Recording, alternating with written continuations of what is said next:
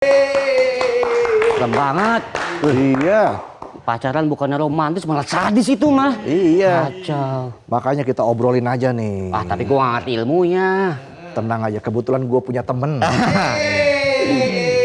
Dulu gue yang kebetulan. Sekarang ente. Pokoknya di sini serba kebetulan. Iya. Yang penting kan tetap mendidik. Yes, benar sekali. Lucu nggak lucu yang penting aman. Itu gimana kalau gue panggil teman gue? Boleh dong. Sebelah sana dong. Mbak Hanifah. Kita sambut Mbak Hanifah Hasna. Halo Mbak. Halo. Selamat malam. Selamat datang di Night Live. Silakan duduk. Kita berikan tepuk tangan. Terima kasih Mbak Hanifah sudah hadir bersama kami di sini karena kita juga butuh tahu ya, butuh informasi. Yes, kok ada orang setega itu ya yang bernama Taufik Hidayat yang menggemparkan Indonesia. Sadis, ada yang bilang dia monster. Nah, tapi dalam kriminologi apakah pelaku kekerasan terhadap pasangan itu biasanya memang terlihat berbahaya sejak awal? Kita bisa mengidentifikasi sejak awal atau memang justru sering terlihat seperti orang biasa aja gitu, Mbak? Oh, seru banget ini kayaknya, serius banget ini malam-malam. Kita masuk terus. Kok nggak pakai au sih? Oke, jadi ternyata dalam beberapa kajian dan beberapa kasus yang terjadi, memang ada beberapa orang pelaku yang dari awal sudah kelihatan dia itu penjahat gitu ya, berperilaku aneh gitu ya. Tapi ada juga yang manipulatif. Jadi pertama kali berhubungan dengan seseorang itu pasti menunjukkan muka yang baik, muka yang manis gitu ya, bisa diterima oleh orang. Kata-katanya manis dan itu digunakan untuk menjerat korban gitu loh. Jadi manipulatifnya di situ. Ketika sudah terjerat, mereka melakukan eskalasi dari yang awalnya bersikap manis menjadi mengisolasi. Setelah mengisolasi, kemudian melakukan kekerasan. Nah ini yang sering tidak disadari, makanya kalau ada orang nanya, kenapa sih sampai 3 tahun nggak kabur gitu? Kenapa kalau dari awal tahu dia jahat, dia nggak kabur aja? Karena dari awal dia nggak jahat gitu loh. Jadi eskalasi dari sebuah kejahatan itu, perilakunya dari yang baik menjadi tidak baik gitu. Tapi nih Mbak, nih ya, kita kan kalau pacaran sering tuh dengar kalimat cemburu tanda sayang, posesif tanda cinta. Kata siapa? Ini bener atau jangan-jangan selama ini kita emang salah paham nih kadang-kadang nih. Jadi gini, cemburu itu kan ungkapan emosi ya. Jadi semua orang punya emosi. Yang membedakan adalah emosinya itu diungkapkan dengan cara seperti apa. Cemburunya itu disampaikan dengan cara seperti apa gitu loh. Kalau cemburunya akhirnya nanti mengikat dan tidak boleh mengisolasi, itu kan berarti udah mulai red flag kan gitu loh. Cemburu karena aku nggak suka kamu main sama temen kamu yang ini karena kamu pernah ada hubungan sebelumnya. Itu berarti kan bukan penguasaan, tapi sesuatu yang memang untuk membatasi. Salah. Bang Otong dari tadi dicariin hilang. Kenapa aku nih? mau curhat. Kalau ini istri saya yang cemburu. Mending kamu curhat sama ini aja nih yang udah ahlinya. Aku tuh mau curhat loh Mbak Hanifah. Jadi kan ini kasus lagi viral banget ya. Nah aku tuh sekarang lagi dideketin sama cowok. Ganteng gak? Sehat. Ganteng sih. Kamu pendukung Brazil pakai baju kuning? Oh bukan, aku kebetulan anggota partai. Untung nggak ada pohonnya. Jadi saya ini banyak yang deketin. kenapa tuh? Iya, apalagi kemarin kan saya baru nyetir motor di tong setan ya. Pasti banyak fansnya ini ya. Jadi gimana sih? Jadi gini, aku dideketin sama cowok. Cuma kan karena kasus Taufik, kita tuh kan perempuan jadinya deg-degan ya. Ini kira-kira cowoknya beneran baik apa nanti tiba-tiba mukulin. Nah kalau menurut Mbak Hanifah nih, misalnya nih aku kasih contoh ya. Kalau ada cowok yang tiba-tiba minta share live location, itu tuh wajar nggak sih Mbak? Sebetulnya menjadi wajar kalau itu sudah disepakati. Jadi misalnya tiap kali kamu pergi jauh keluar kota, kamu Sherlock gitu. Oh iya, oke gitu. Selama itu disepakati dan untuk keamanan itu masih oke. Tapi kalau tiap-tiap pergi bahkan 5 langkah dari rumah aja harus Sherlock, berarti itu kan mengganggu banget ya. Kalau misalnya dia bilang, aku nggak suka kamu deket-deket sama teman kamu. Alasannya apa dulu? Kalau alasannya biar dia cuman jadi si pacarnya ini, si perempuan ini jadi milik dia satu-satunya, nggak boleh berhubungan dengan siapapun, itu membuka akses untuk dia melakukan manipulasi dan kejahatan. Karena kalau terjadi kekerasan, si pacarnya nggak akan bisa lapor ke siapapun. Apalagi kalau udah menjauhkan ke keluarga. Oh gitu. Oke Mbak, terakhir kalau dia bilang aku pinjam duit dong. Ini udah manipulatif kere lagi. Iya. Jangan Udah sampai ya. posesif, kere ya.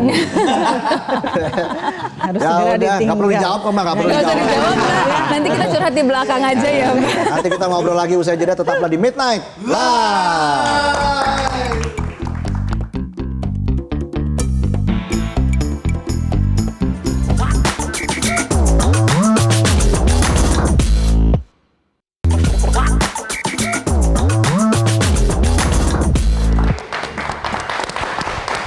Kembali lagi di Midnight Live. Mania mana suaranya? Rame ya, 3.000 penonton. 3.000 penonton. Nah, Mbak Hanifah tadi kan kita masih membahas soal cowok toksik, ya kan seperti Taufik.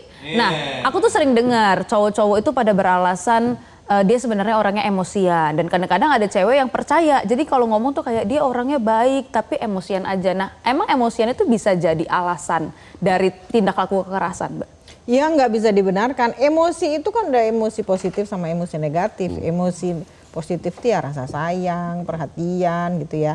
Itu kan bentuk dari emosi. Tapi kalau udah dia emosinya negatif terus dimaafkan, ya itu kan berarti salah yang memaafkan juga kan. Ngapain gitu loh. Karena ada kalanya perempuan itu menjadi victim itu karena dia menyerahkan diri gitu. Ya udahlah aku jadi victim aja, toh setelah dia emosi dia tuh tetap sayang sama aku.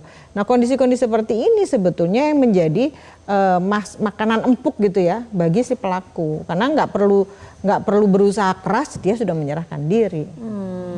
Gitu. Nah kalau orang-orang sudah seperti ini atau perempuan-perempuan seperti ini, biasanya kita perlu lihat ke belakang bagaimana sih pengasuhannya, bagaimana sih orang tuanya, apakah selama ini nggak ada emotional bonding dengan orang tua gitu ya, sehingga dia gampang banget nempelin dirinya, emosinya itu kepada seseorang yang jelas-jelas dari awal sudah menunjukkan aku ini orangnya emosian loh, tapi aku ini orangnya penyayang. Penyayang sama emosian ya beda gitu loh. Ya nggak? Emosi itu kan semua orang punya, tapi bagaimana dia mengungkapkan emosi itu yang berbahaya. Jadi issues ya Mbak? Iya betul sekali. Oke, nah tapi apakah pelaku kekerasan itu memang sering punya pola berulang? Ya, jadi banyak sekali yang punya pola berulang. Yang nggak berulang itu ketika dia melakukan secara impulsif, gitu ya. Jadi misalnya ada berantem terus dia nonjok gitu ya, pas ditonjok kekencengan terus mati gitu misalnya kayak gitu.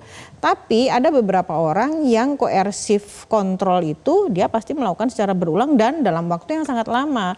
Masalahnya kalau seorang perempuan atau pasangannya itu sudah mulai jatuh cinta yang dibilang orang bucin gitu kan, itu jadi merasa bahwa walaupun dia jahat dia tetap ngasih makan aku kok gitu.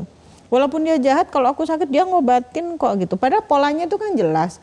Jadi ada ketegangan, terus ada pemukulan, terus ada permintaan maaf, terus honeymoon, terus ada ketegangan lagi gitu aja terus gitu loh. Nah kalau udah masuk ke perangkap itu biasanya orang menjadi susah banget untuk keluar. Makanya kenapa kita jangan sampai dimanipulasi untuk nggak berhubungan dengan siapapun. Karena biasanya mereka akan bikin boundaries gitu ya, pokoknya kamu milikku, aku mencintaimu gitu ya, kamu satu-satunya di dunia tuh gitu ya. Itu sebetulnya memberikan batasan biar dia kalau menjadi korban itu nggak bisa ngomong ke orang lain gitu loh. Nah ketika nggak bisa ngomong ke orang lain bagaimana dia akan selamat? Nah di balik itu semua atau di samping itu semua bagaimana masyarakat kita? Karena pada dasarnya masyarakat kita pada saat ini tuh lebih memilih untuk menjadi bystander. Kadang tahu tuh temanku kayaknya jadi korban deh, tapi kok dia diem aja nggak minta tolong, jangan-jangan dia menikmati. Nggak ada orang disiksa yang menikmati, tapi yang ada adalah orang yang tersiksa tapi bingung mau minta tolong kepada siapa dan caranya bagaimana gitu. Jadi ini perlu keterlibatan masyarakat dalam kontrol sosial. Orang-orang terdekat ya Mbak ya, lingkungan ya, tapi sekarang kalau dulu kan orang terdekat ya, sekarang bisa loh orang jauh karena orang-orang itu kan bisa posting di story gitu ya. Sebetulnya itu kan memudahkan gitu loh. Biasanya orang-orang yang posting di story itu ada tuh psikolog atau konselor yang menawarkan, coba langsung hubungi ini, hubungin itu gitu ya. Masalahnya dia punya keberanian atau enggak. Jadi yang perlu dilakukan adalah bagaimana mengedukasi masyarakat sampai akar rumput. Bagaimana cara menolong orang yang ada indikasi dia menjadi korban kekerasan nih. Gitu. Bagaimana mengenali misalnya teman kita menjadi korban? Nah itu bagaimana kita mengidentifikasinya? Oke, mengidentifikasinya sebetulnya sebelum kita ngomong apapun kita tuh bisa lihat loh dari ekspresinya. Dia happy atau enggak sih gitu. Ada perubahan enggak sih? Dia kuyu atau enggak sih gitu. Terus aku bebas kok, aku happy kok ketemu kamu. Tapi ketika dia cerita, ada kebebasan berekspresi enggak? Dia bisa menceritakan perasaannya enggak? Terus apakah dia mengundurkan diri dari pertemanan? Nggak pernah lagi diajak main, nggak mau diajak main, nggak mau keluar. Nah kondisi-kondisi seperti ini yang kita bagi orang luar harus tetap menanyakan ke dia. Gitu loh. Jadi kalau dalam kasus si Taufik Hidayat ini, si korbannya kan tetap terhubung dengan orang tua. Tapi kan by text. Kalau by text ditanya sama mamanya, gimana kabarmu? Aku baik-baik aja. Kan kita nggak tahu bagaimana suaranya, bagaimana getaran bibirnya gitu ya, bagaimana cara dia mengungkapkan sehingga ekspresinya. Jadi kan kita nggak tahu apakah dia benar-benar baik atau dia menutupi sesuatu. Dan kalau teks kan kita nggak tahu siapa yang ngetik. Siapa tahu yang ngetik itu orang lain. Jadi kondisi-kondisi seperti ini yang harus kita pastikan, harus melihat wajahnya, melihat suaranya, getaran suaranya, bagaimana senyumnya, bagaimana kebebasan dia berbicara. Itu baru ketahuan dia dalam kondisi baik atau tidak. Nah Mbak, mungkin kita tuh bisa belajar gimana cara bedain yang green flag, mana yang red flag gitu ya nih. Misalnya ada laki-laki minta password handphone, itu green flag atau red flag? Untuk apa? Sebetulnya dalam hubungan apapun kita tuh kan punya boundaries tadi itu ya. Ada yang milik pribadi, ada yang milik pasangan. Kembali lagi ketika disepakati silahkan gitu ya. Next kita akan gantian nih, misalnya kita ngomongin satu kalimat terus Mbak jawab green flag atau red flag ya. Mungkin Otong duluan nih. Dikit-dikit minta Sherlock, minta pap lagi di mana tuh? Nah itu green flag apa? Aku harus jawabnya cuma satu. Apa? Cuman green flag sama red flag. Dari pandangan Mbak Hanifah aja. Red flag. Red flag. Kalau misalnya larang-larang temenan sama lawan jenis? Red flag. Larang-larang terus-terusan. Oke. Ngatur-ngatur pakaian. Boleh dong nanti dijelaskan ya. Iya, ngatur-ngatur pakaian pasangan. Bisa green flag sih. Bisa green Siapa flag ya? tahu kalau pakaiannya nggak bagus. Boleh nggak menjelaskan? Jadi gini, sebetulnya yang perlu kita ketahui adalah polanya. Gitu loh. Polanya seperti apa? Tadi itu dia nggak boleh pakai baju ini, baju itu. Nah, yang dilarang itu sebabnya apa gitu. Dan harus disepakati. Kalau nggak disepakati, itu yang red flag. Terakhir deh, kalau misalnya omong-omong doang tapi nggak ada hasilnya, green flag apa red flag? Itu Sudah Meet Time hari ini, kita jumpa lagi minggu depan di Meet Time Live.